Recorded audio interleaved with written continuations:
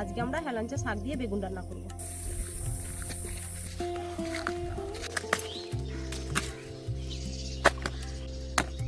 এবার শাক আর বেগুনটা কেটে ফেলব।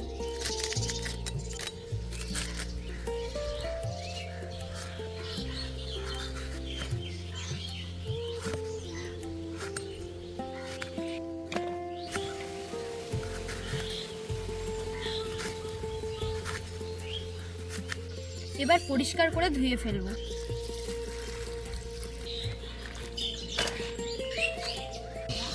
তেল দিয়ে দেবো, এবার কালো জিরে ফোড়ন দেবো, এবার বেগুনগুলো দিয়ে দেবো, পরিমাণ মতো নুন, পরিমাণ মতন হলুদ, এবার জল দিয়ে দেবো, কাঁচা লঙ্কা দিয়ে দেবো, এবার হেলাঞ্চা শাকগুলো দিয়ে দেবো, এবার জিরাটা বেটে নেবো,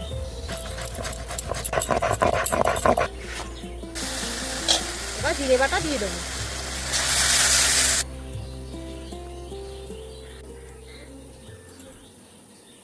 আপনারা সকলে অবশ্যই ট্রাই করবেন।